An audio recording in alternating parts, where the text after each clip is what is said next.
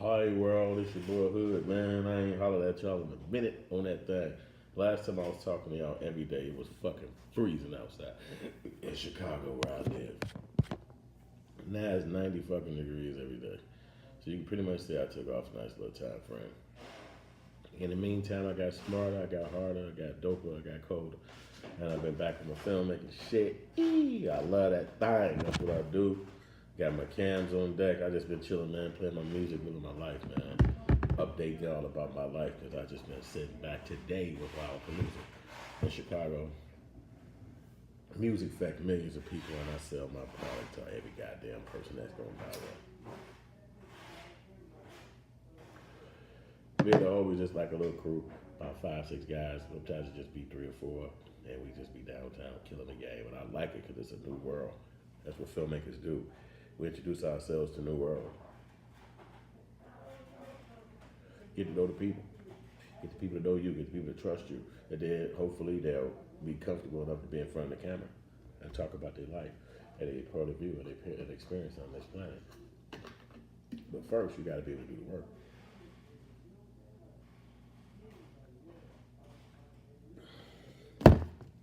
To the average eye, they say, "Well, damn, you just hustling on the streets." Well, uniquely enough, hustling on the streets was something that was taught to me by my father when I was a kid.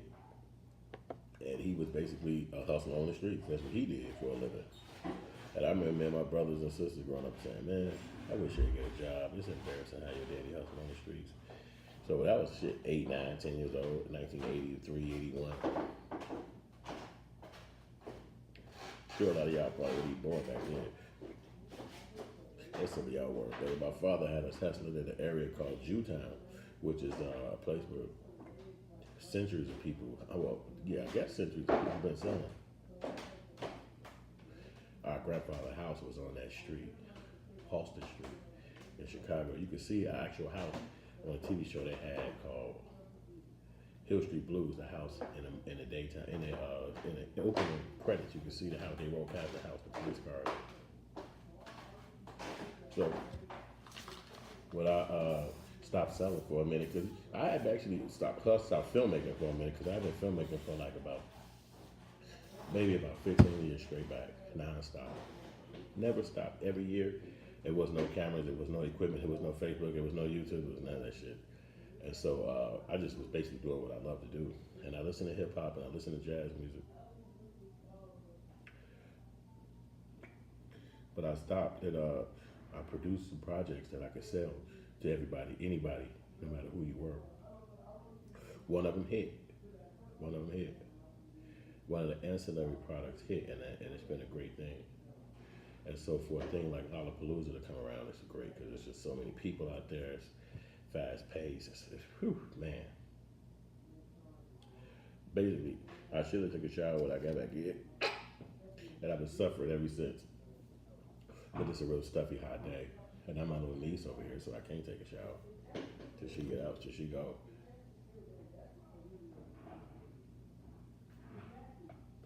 So, but other than that, man, I've been running every day too this summer rather. I told myself the whole month of August, every single day, 5 days a week, you get up and run, a jog, and try to see if you can kill belly fat that way. Watch your food and all that stuff, and then the movie I'm shooting is called Killer Rapper. I already was shooting this movie last year. I started to shoot this movie in 2008, but I shot this movie because this guy, who was the main character, is moving to California. I'm sorry, he's moving to China, and so I decided to just keep doing my thing.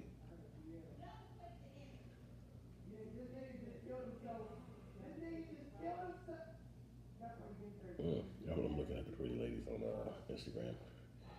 Create a small island of a contrasting plot within a main plot. A glimpse into a story, a different story within its own system of value, conflicts, characters, theme, genre. Within that plug-in story, the key characters of your main story can be present in a secondary ones, or even in a bit player, or even at all. I'll study these. I'll look at this shit because the guy knows. some great storytelling themes and shit like that. Oh, back to Lollapalooza, man. It's fast paced as hell. There's so many people. There's so much to do. It's so going fast. It's like, oh man, and I love it because the music is great. I've been in there a few times, listening. I'm sweaty and shit. I've been in there two, few times, listening to the music and things of that nature. I think Eminem and Rihanna was there that year I went, and I tried to film with my phone, but the lasers they stopped you from filming with your cell phone in there. It was with certain shows, not all the shows.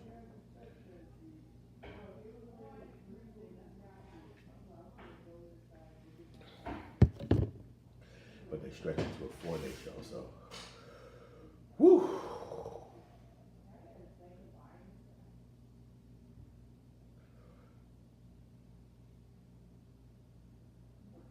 So I just sit back, put one in the sky, and finally get a chance to relax. I got to edit.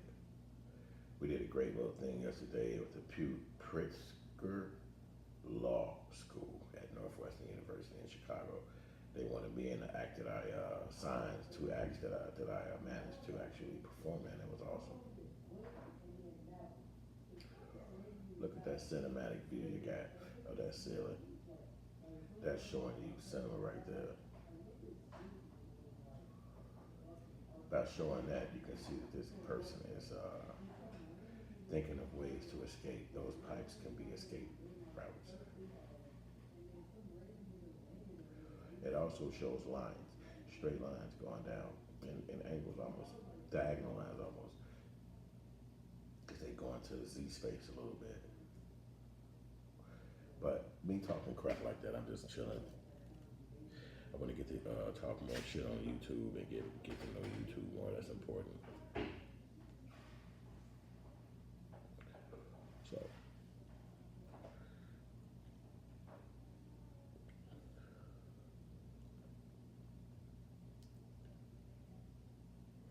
and I'm gonna keep working out though, because that's what I wasn't doing. So now it's time to just keep physical. Kids trying. Well, the most challenge honestly is to stay running and doing stuff that's physical in the wintertime. But I was hooping every day.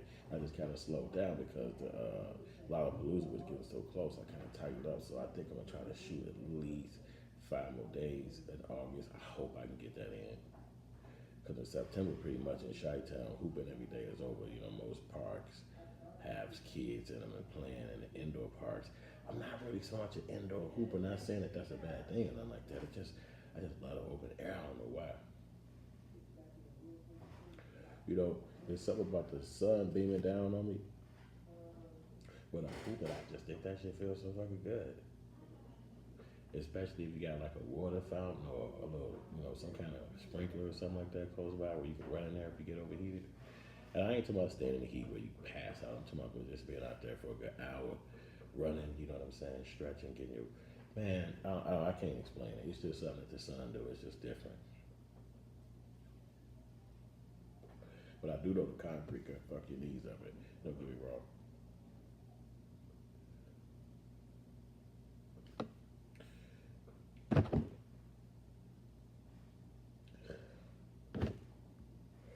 I would just follow some people back, man.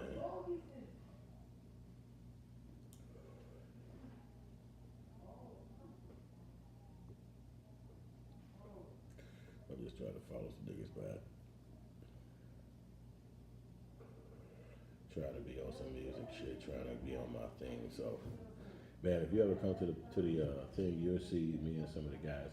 So honestly, let me just talk about this for a second because right now I'm working on point of view. So my main character is the person that I'm going with, right? So the movie's gonna come, or the story, or the documentary is gonna come from that person's point of view, and then we'll go into I have some different storytelling ideas and shit. On my, you can't really see it, but it's really dope. It's like if you could tell, it's a action, background, conflict, development, and that's basically a storytelling, I guess, tool. And so every day, I'm trying to find ways to tell stories like this. If I'm alive, that's what I'm trying to do is create ways to tell stories in different ways and different ideas to tell stories. That's exactly what I do. And I don't know if that's a bad thing either, but it actually is therapeutic for me because my father used to tell us stories when I was a kid. And me and my three brothers, we had bunk beds. But he would talk about how we would always, all of us would be different stories he would tell. One time we'd be slaying a dragon. One time we'd be building homes. One time we'd be, I don't know, just different stories, but it would always be three guys and three people. All of us would be living our life. He'd make us laugh. It'd be funny and shit. And then each one of us would have to go off into developing our own individual thing. And when it went wrong, his stories would be like, one of the brothers would come back and tell the other brother, hey, that's not right. And the other brother in my father's stories would always be like, man, your motherfucking business. This my motherfucking business. You do the fuck you want to do. And then the other brother would be like, what the fuck? Okay, cool. All right, that's your life.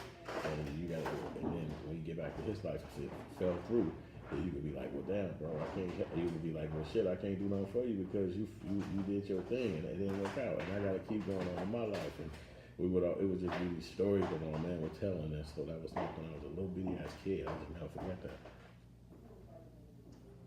And so as I got older, even though I like rap music and I did rap for years, rap freestyles, I did that. That was my shit. It just got to a point living in Chicago where it just wasn't. I wasn't. It was hard to get to studio. That I couldn't really find that connect too much.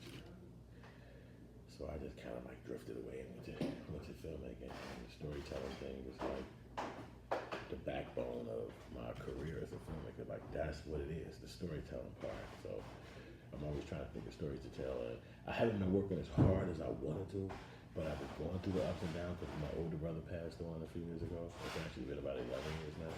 And you would think that you bounce back fast, but it's a personal journey. So I was still functioning. But I was obviously diverted from filmmaking for a while because I was kind of convinced that I'm supposed to get a 9 to 5. What's up, Bacon? What's up, bro? See you again, man.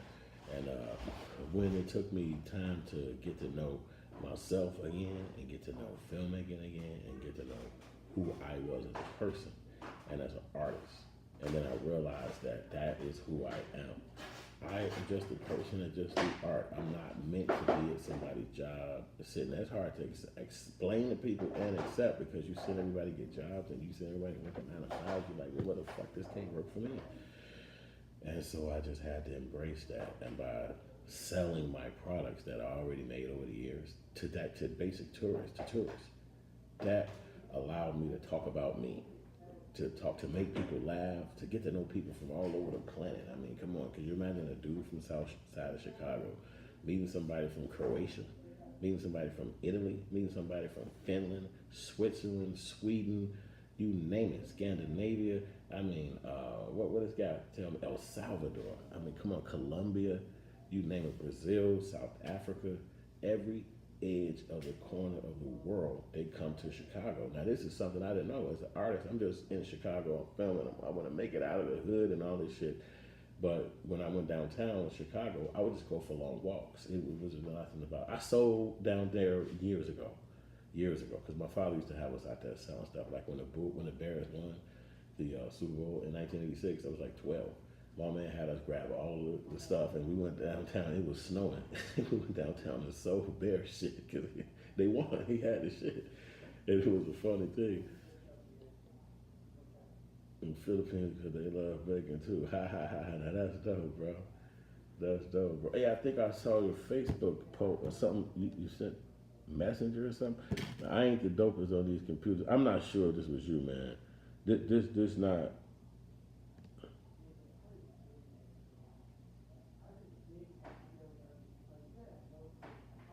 Okay, so my actor going to Vegas from the 10th to the 15th. What's that? The 10th is today the 2nd. The 10th is 4th. Is then you got this week and then the 10th and then the 15th. Shit, that's a heavy load. I'm doing a movie with one of my dope actors got to go to Vegas from the 10th to the 15th. So that's a nice little chunk of time. But then he'll be back, and then we could shoot from there. I'm just gonna tell him that that's a green light. I'm gonna hit him Monday and let him know what we can do. That's what I'll do.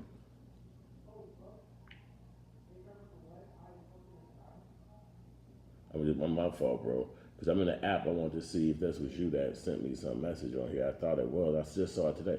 That's a green light, bro. I hit you Monday. I will hit you Monday. You Monday with more info. All right, that's go. Thanks. Let me make sure I put thanks in there because you always gotta thank people. Man. You can't be just saying shit. Thanks. All right, bet. Okay, so anyway, now fine. I think you did. How the fuck did I find that shit? It said there's some kind of way you could find messages in here. Active. Is that it? I saw something and I thought it was from you, bro. That's all I'm trying to say, man. I don't know how to find this shit though, but it was some way you could look at messages. Damn. If I find it again, I'm just gonna hit open it, and say yes, because I think that was you sent me something about. Yeah. Okay. So that was you. No, I just saw it. I don't understand. It's an app called Messengers. I just found out. I still don't know how to get back to it now, though. But I did see something that you. You know what? I clicked it.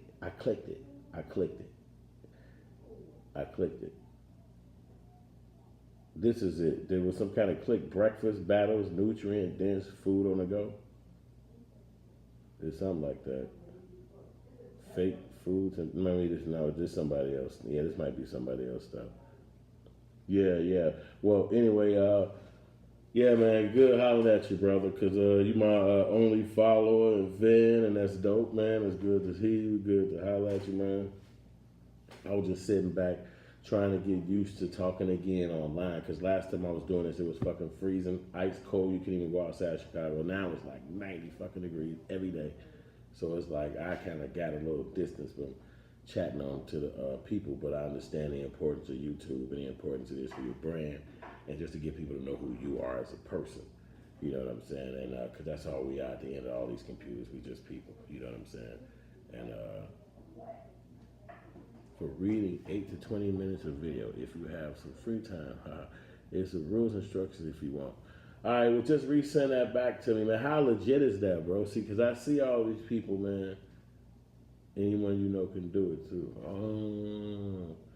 8 to 20 minutes. I don't know, bro. I mean, I ain't really into that kind of stuff. Oh, I see what you're saying. It's actually you. Oh, I see what you're saying. I see exactly what you say. It's not a thing. It's actually you. Okay, that's different then. Okay. All right. Well, you do seem like a pretty dude, cool dude. So look, man, and just hit me the info again, bro, and I'll see what it's all about and all that there. You know what I'm saying? I can't promise nothing. No, I'm gonna just say that right up and down. I cannot promise nothing, but I will look over the shit again, and if need be, spread the info for you. Not a problem at all. You know what I'm saying? But other than that, I got to jump back out of here because I got to finish some work. Been on here for another 20 minutes, and nice chatting with you again, bro, and the rest of the world. Yeah, you know what I'm saying. But I appreciate hitting up you again, Bacon 420, and y'all have a good day out there. If you pay attention to Hood Films, go to hoodfilms.com. Yeah, that's a good idea. That's a good idea too. Yeah. Yep. All right. Well, we'll see, man. Just I can't promise you, bro. I'm gonna just put that out there. I can't promise you that I'm a green light, nothing to do nothing, but yeah, I will look over it, man. All right, I got to jump out the window, man. I'll holler at y'all later, man. Holler at your boy. Thanks again, hoodfilms.com. Holler at your boy.